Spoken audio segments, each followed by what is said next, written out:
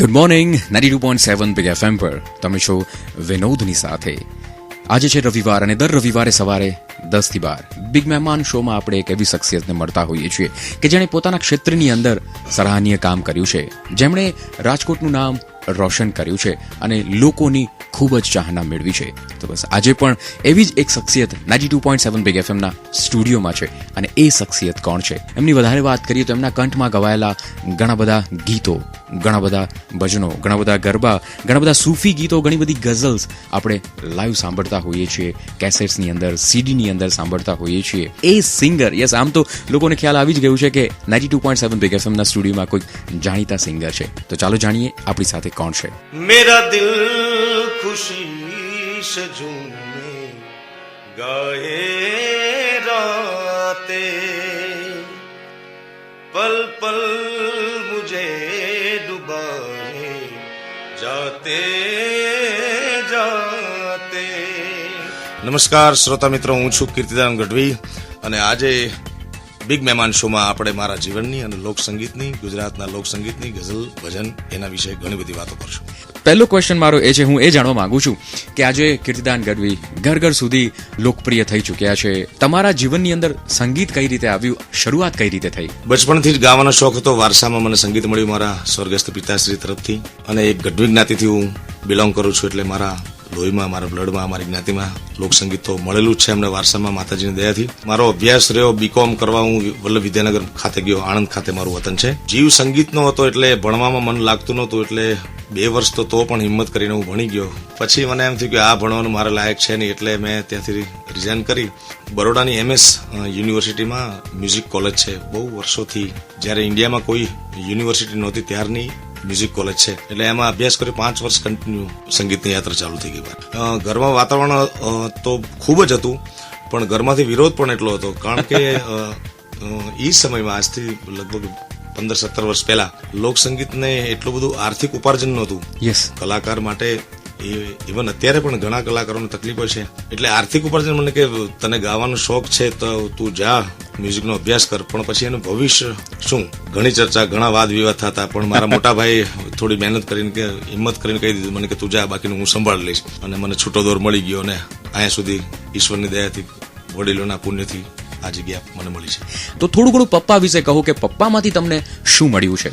મારા પૂજ્ય પિતાશ્રીએ મને મ્યુઝિક કોલેજમાં એડમિશન એમણે અપાયું. એડમિશન લેતી વખતે મને વાત કરી હતી કે આખી મ્યુઝિક કોલેજ મને જાણે છે, મને મારાથી પરિચિત છે, પણ 5 વર્ષ તું અભ્યાસ એવો કર, એટલી લગનથી કર, એટલી દિલથી ભણ કે 5 વર્ષ પછી હું આવું આ કોલેજમાં તો એ લોકો મને એમ કહેવા જોઈએ કે આ કીર્તિદાન ગઢવીના ફાધર છે.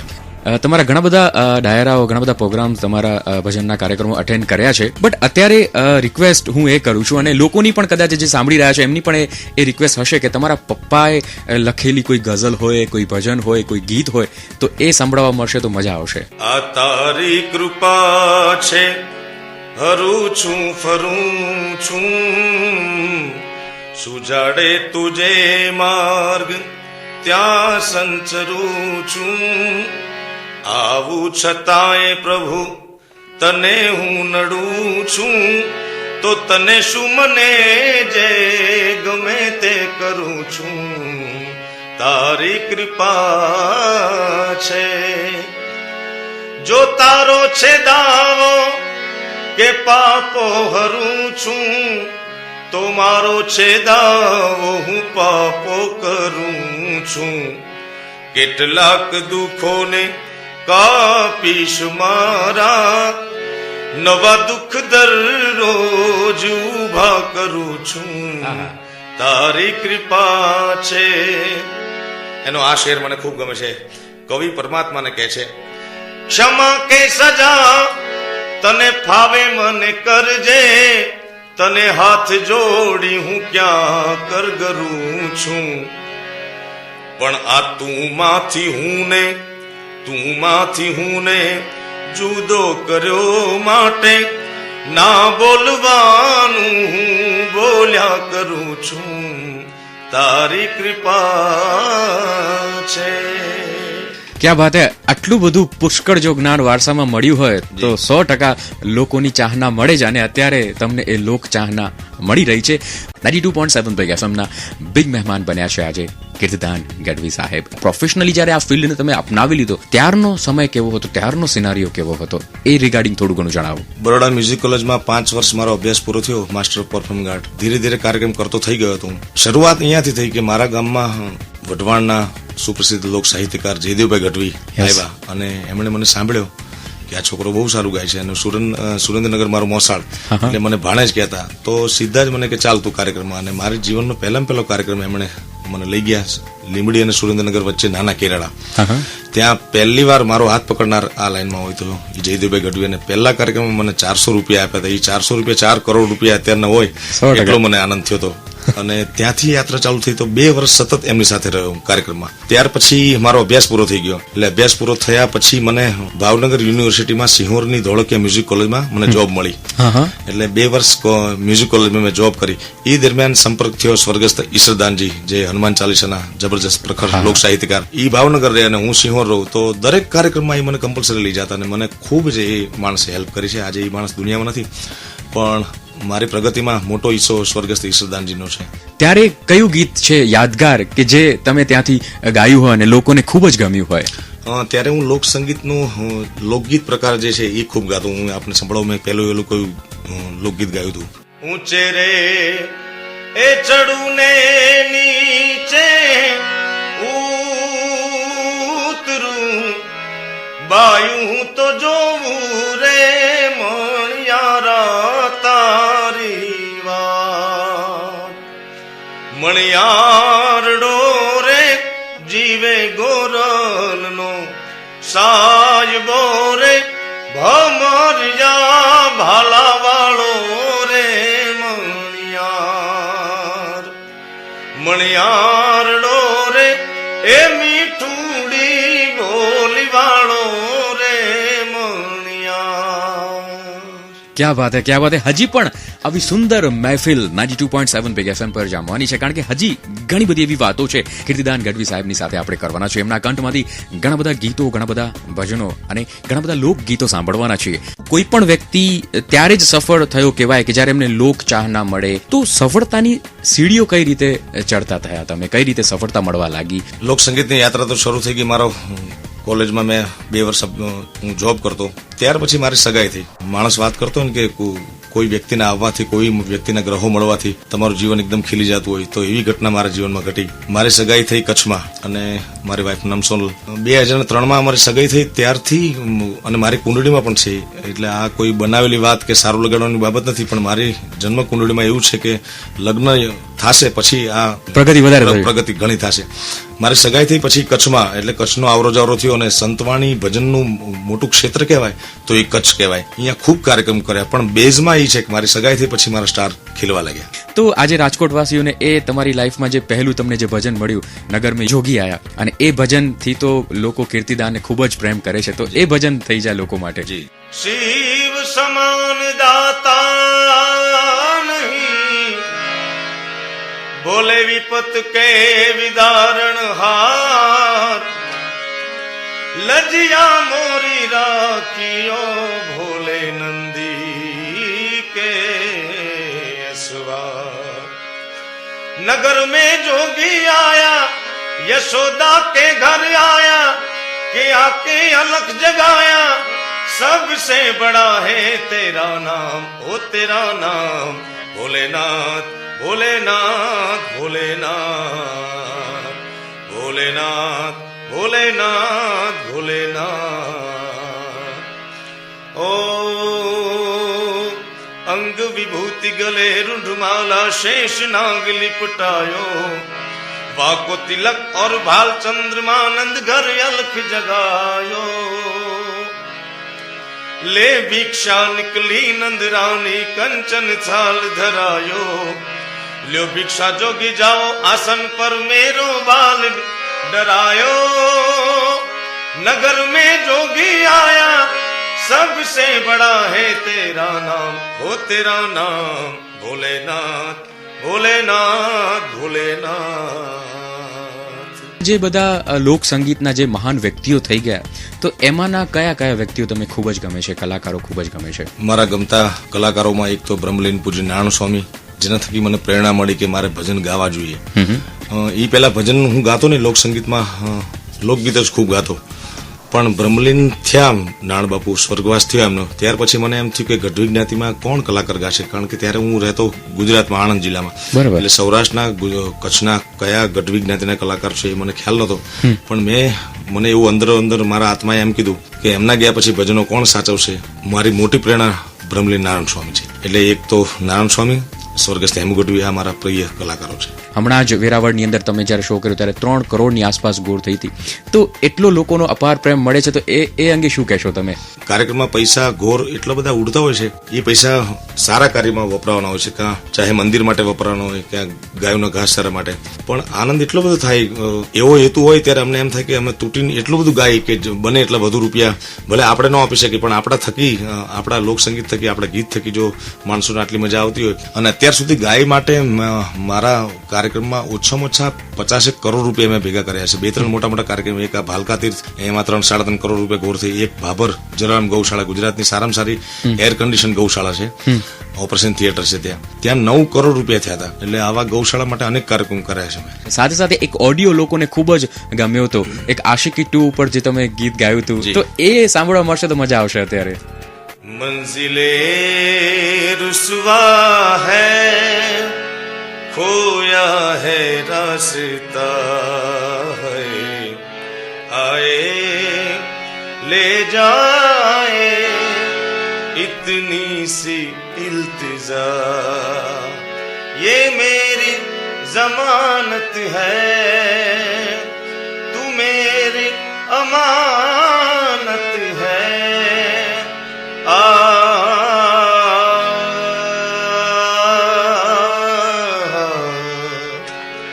मुझको हीरा दे दे, कसमें देवा दे दे, मेरी दुआओं के इशारों को सहारे दे, दिल को ठिकाने दे, नए बहाने दे, ख्वाबों की बारिशों को मौसम के पैमाने दे, अपने करम की कर अदाए,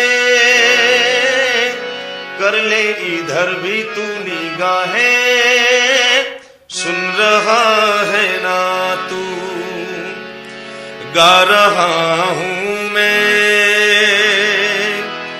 सुन रहा है ना तू, यूं गा रहा हूँ मैं.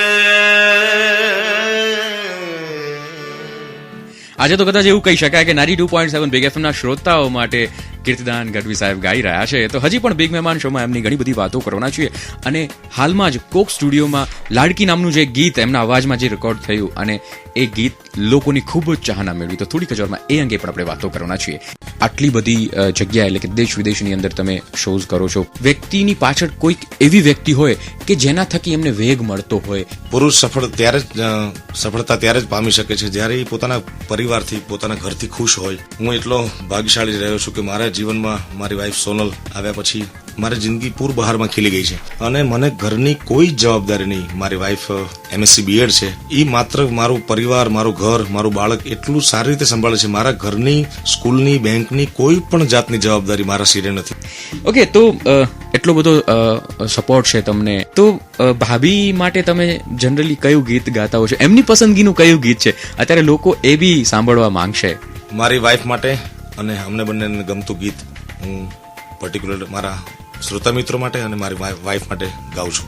જબ કોઈ બાત બિગડ જાએ, જબ કોઈ મુશ્કિલ પડ જાએ, તુમ દેના સાથ મેરા ઓ હમ નવા, ન કોઈ હૈ ન કોઈ થા, जिंदगी में तुम्हारे सिवा, तुम देना साथ मेरा तो हम नवा. ગુજરાતની વાત કરીએ, ભારતની વાત કરીએ તો ઘણી બધી જગ્યાએ તમે શોઝ કર્યા. વિદેશની વાત કરીએ તો કઈ કઈ જગ્યાએ તમે શોઝ કર્યા છે? વિદેશમાં આજથી 10 વર્ષ પહેલા હું કચ્છમાં મેં આપને વાત કરી કે કચ્છથી મારી યાત્રા શરૂ થઈ તો કચ્છમાં શૈલેષભાઈ જાની કરીને ભુજમાં છે, બહુ સારા ઓર્ગેનાઇઝર, અને એ મને 4 વર્ષ નવરાત્રી કરવા માટે સતત મસ્કત લઈ ગયા. મારું વિદેશ યાત્રા પહેલી મસ્કતમાં. ત્યાર પછી પૂજ્ય બાપુની કથા, મોરારી બાપુની કથામાં લંડન, યુગાન્ડા, નૈરોબી આ બધા જગ્યાએ કથામાં અને કથા સિવાય કાર્યક્રમમાં મારે જવાનું થયું છે. અને લાસ્ટ 4 મહિના પહેલા હમણાં કેનેડાની એક યાત્રા કરીને આવ્યો છું અને હજી 20 દિવસ પછી ત્યાં જવાનો છું. નવરાત્રીની વાત કરીએ તો લોકો તમારા અવાજમાં ગરબાથી ખૂબ જ પ્રભાવિત થયા છે અને જ્યારે તમે ગાતા હો ત્યારે એ લોકો થીરકવા માંડતા હોય છે, તો થોડી ઘણી એ રિગાર્ડિંગ વાત કરો. નવરાત્રી હું લગભગ 17 વર્ષથી કરું છું, પણ સારી નવરાત્રી મને મળી 4-5 વર્ષ પહેલા મુંબઈ. 2 વર્ષ ઘાટકોપર કર્યા, 2 વર્ષ મુલુંડ કર્યા. મુંબઈના બહુ જાણીતા સંગીતકાર હનીફ અસલમની ટીમ અને ગાયકમાં હું, અમે 4 વર્ષ મુંબઈમાં ખૂબ ધૂમ મચાવી. ગયા વર્ષે ઇલેક્શનના કારણે અમને પરમિશન ન મળી મુંબઈ, તો અમે કરી ભુજ, અને ભુજની નવરાત્રી મારા જીવનની અત્યાર સુધી સારામાં સારી નવરાત્રી. આવી જે જ્યારે લોકોનો અપાર પ્રેમ મળતો હોય છે ત્યારે ઘણા બધા એવા બનાવ પણ બનતા હોય છે કે એ બનાવ કદાચ યાદ આવે તો મોઢા પર એક સ્માઇલ આવી જતી હોય છે, તો એકાદ એવા કોઈ બનાવની ચર્ચા કરો. લંડનમાં પૂજ્ય મોરારી બાપુની કથા હતી વેમ્બલી એરીના હોલમાં, અને ત્યાં અમારો રાત્રે કાર્યક્રમ હતો. માયાભાઈ આહિર, અભયસિંહભાઈ રાઠોડ, નિરંજન પંડ્યા, હેમંત ચૌહાણ, ઉસ્માનભાઈ મીર, અને પછી મારો વારો હતો. ત્યારે મેં સ્વર્ગસ્થ આપાભાઈનું ગીત ગાયું મોગલમાંનું, મોગલ છેડતા કાળો નાગ, જે હું આપને સંભળાવું અને પછી આગળ વાત કરું. મોગલ છેડતા કાળો નાગ, કાળો નાગ, કાળો નાગ, મોગલ છેડતા કાળો નાગ, મોગલ દેવ એવી છે. હે મોગલ ચારણ કેરી બાળ, ચારણ ની બાળ, ચારણ બાળ, મોગલ ચારણ કેરી બાળ, પૂછો તેજ કેવી છે. આઈને આંગળી નો ચિંધાય, કુડા સોગંદ નો ખવાય. આઈને આંગળી નો ચિંધાય, કુડા સોગંદ નો ખવાય. જેના માંડલે પૂજાય, પૂછો તેજ કેવી છે. આખો કાર્યક્રમ ચાલુ હતો, છેલ્લે મારો વારો હતો. તો લંડનમાં, અહીંયા આપણે ગુજરાતમાં, સૌરાષ્ટ્ર કચ્છમાં ઘોર થતી હોય તો સામાન્ય બાબત છે, પણ વિદેશોમાં આવી કોઈ ઘટના બનતી હોતી નથી. અને આ મેં આપાભાઈનો ભાવ, મોગલમાંનો ભાવ ગાયો, અને લંડનમાં પાઉન્ડમાં રૂપિયા ઉઠતા હતા. પાઉન્ડમાં, ત્યાંના પાઉન્ડમાં ઘોર થતી હતી. એ મારા જીવનની શ્રેષ્ઠ ઘટના હતી. અને બીજી ઘટના તમને વાત કરું તો કંપાલા વિશ્વના સારામાં સારા ડ્રમ પ્લેયર કહેવાય 2-4, એમાંનો એક AR રહેમાનના રાઈટ હેન્ડ શિવમણી. એ શિવમણી સાથે અમારો ફ્યુઝનનો કાર્યક્રમ હતો, જેમાં મારે ચોપાઈ લોકગીતો ગાવાના હતા, અને એમાં મારો સાથ આપતા હતા આફ્રિકન લેડી. એટલે આવો ફ્યુઝનનો કાર્યક્રમ હતો જેમાં શિવમણી વગાડતો હતો. કાર્યક્રમ પૂરો થયો પછી હું પૂજ્ય બાપુને વંદન કરવા માટે ગયો, ત્યારે બાપુએ એમ કીધું કે શિવમણી સાથે તું ગાતો હતો તો તને જરાય ડર નહોતો? મેં કીધું ડર નહોતો, મને બિલકુલ ડર નહોતો. મને ઉડતાનો આનંદ હતો કે હું કેટલા મોટા સ્ટાર સાથે ગાઈ રહ્યો છું. મને ત્યારે મોરા બાપુએ હસીને કીધું કે તું પણ એક નાનકડો સ્ટાર જ છો. નાનકડો નહીં, મોટો સ્ટાર જ છો. જી. તો ત્યારે એમની સાથે કયું ગીત ગાયું હતું? રૂડી ને રંગીલી રે વાલા તારી વાસળી રેલો, વાસલડી વાસલડી મારે મંદિરે સંભળાય જો, પાણીડાની મશેરે જીવન જોવા નિસરારેલો. તો આવી રીતે ઘણા બધા કલાકારો સાથે, જાણીતા કલાકારો સાથે પણ એમને કામ કરવાનો મોકો મળ્યો છે. હજી પણ આપણે કીર્તિદાન ગઢવી સાહેબ સાથે ઘણી બધી વાતો કરી રહ્યા છીએ. તો લાડકી જ્યારે ગીત તમે ગાયું અને એ ગીતમાં જ્યારે તમે પરફોર્મ કર્યું કોક સ્ટુડિયો માટે, તો એ ગીત કઈ રીતે મળ્યું હતું અને એ ગીત પછી ખરેખર લોકચાહનામાં પણ વધારો થયો, તો એ ગીત અંગે થોડું ઘણું જણાવો. મુંબઈ રહેતા ગુજરાતના જ સંગીતકાર છે સચિન અને જીગર, એ લોકો મને મળ્યા અમદાવાદમાં મીટિંગ કરવા માટે. ત્યારે એ લોકોએ મને વાત કરી કે અમે છેલ્લા 6 મહિનાથી યુટ્યુબ ને બધા ઉપર સર્ચ કરતા હતા કે ગુજરાતનો કયો નવો અવાજ છે જેને અમારે MTVમાં કોક સ્ટુડિયોમાં ગવડાવું. એમાં જીગરની વાઇફ છે પ્રિયા, એ મારી સાથે 7 વર્ષ પહેલા નવરાત્રીમાં સુરત હતા દીપક આણંદજી સાથે. તો એને ખ્યાલ, એટલે એને કીધું કે કીર્તિદાન ગઢવી ગુજરાતના સારા કલાકાર છે. તો એ લોકો 6-1 મહિનાથી રિસર્ચ કરતા, સર્ચ કરતા, એ એમને ખ્યાલ છે. પહેલા મણિયારો ગાવાનું હતું સોંગ, એટલે એ રેકોર્ડ પણ કર્યો અમે મુંબઈમાં. પણ પછી આખી થીમ એ લોકોએ મને કીધું કે લોક સંગીતનું આ ગીત છે પણ આમાંથી 1-2 વર્ડ ચેન્જ કરવા પડે એમ છે. તો મેં કીધું મને એવો કોઈ અધિકાર નથી કે હું એનો લોક સંગીતનો ઢાળ કે એનો શબ્દ ચેન્જ કરવાનો કોઈને અધિકાર હોતો નથી. તો આ આખું ગીત નવું બન્યું, કે થીમ બેઝ હતું, નાનકડી દીકરીથી શરૂઆત થાય, એટલે બાપ અને દીકરીની વાત છે આ લાડકી સોંગમાં. તો અત્યારે લોકો પણ એ ગીત તમારા અવાજમાં 92.7 બિગ એફના માધ્યમથી સાંભળવા માંગશે. ઓરે ઓ પરેવડા તું કાલે ઉડી જાજ રે ઓરે ઓ પરેવડા તું કાલે ઉડી જાજ રે મારી હાટું રહી જાને આજ નિરાત હે આંબલી ને પીપળી રે હો ઓલી આંબલી ને પીપળી રે જોશે તારી વાટ રે ભેળા મળી કરશું અમે ફરિયાદ મારી લાડકીને ખમ્મા ઘણી મારી દીકરીને ખમ્મા ઘણી મારી લાડકી રે મીઠુડી અમે જોશું તારી વાટ. જે લોકોને ગુજરાતી લોક સાહિત્ય છે, લોક સંગીત છે એની ખબર નથી, હવે એ લોકોને પણ ખરેખર કેટલું વિશાળ છે ગુજરાતી લોક સંગીત, લોક સાહિત્ય એની ખબર પડવા માંડી છે આ ગીત દ્વારા. તમારા એવા સપનાઓ કે જેને તમે હવે સાકાર કરવા માંગો છો, કયા ફ્યુચર પ્લાનિંગ છે તમારા? ગુજરાતી લોક સંગીતના એક કલાકાર તરીકે મારી જવાબદારી માત્ર ગુજરાત પૂરતી હોતી નથી. હવે મારું સ્વપ્ન એ છે કે ગુજરાતનું લોક સંગીત જેમ પંજાબનું લોક સંગીત છે, રાજસ્થાનનું લોક સંગીત એને આખી દુનિયાએ સ્વીકારેલું છે, એમ મારા જીવનનું શ્રેષ્ઠ સ્વપ્ન એ છે કે ગુજરાતના લોક સંગીતને દુનિયાના માણસો, ચાહે પંજાબી હોય તો સાંભળે, એ સાઉથનો હોય તો સાંભળે, એ વિદેશના હોય તો પણ સાંભળે. લાખો શ્રોતા મિત્રો મારી ની શુભેચ્છાથી આ મારું સ્વપ્ન સાકાર થઈ જશે. 100%, કારણ કે લોકોને તમે આટલા બધા સુંદર મજાના ગીતો તમારા કંઠ દ્વારા આપો છો તો લોકોનો જે પ્રેમ છે અને લોકોની જે શુભકામના છે એ તો તમને 100% મળવાની જ છે. અત્યારે જ્યારે આપણે હવે છૂટા પડી રહ્યા છીએ, છેલ્લા 2 કલાકથી આપણે આ વાતો કરી રહ્યા છીએ, અને તો લાસ્ટમાં એવું કોઈ યાદગાર ગીત જે 92.7 બિગ એફના માધ્યમથી તમે લોકોને ડેડિકેટ કરવા માંગો? હે મને માવતર મળો તો માં મોગલ જેવા મળજો, હે મને માવતર મળો તો મોગલ જેવા મળજો, હે મારું ભગુડાનું માને બાપ, બાલુડાનું માને બાપ, માવતર મળો તો માં સોનલ જેવા મળજો. Thank you Kirtibhai, thank you. ખૂબ જ મજા આવી અને ખૂબ જ મોજ કરી આજના શોની અંદર. હું પણ 92.7 બિગ એફએમ નો અને આપનો ખૂબ ખૂબ આભાર માનું છું કે આટલા બધા શ્રોતા મિત્રો સાથે વાત કરવાનો, રૂબરૂ નહીં પણ એક આપના રેડિયોના માધ્યમથી મને એ લોકો સાથે મળવાનો મોકો મળ્યો, એ બદલ આપ સર્વનો હું ખૂબ ખૂબ આભારી છું. આવતા રવિવારે કોઈક બીજી શખ્સિયતને મળશું કે જેમણે પોતાના ક્ષેત્રની અંદર સરાહનીય કામ કર્યું છે, જેમણે રાજકોટનું નામ રોશન કર્યું છે. સાંભળતા રહેજો 92.7 બિગ એફએમ વિનોદની સાથે. ગાને જો હિટ થે હિટ रहेंगे.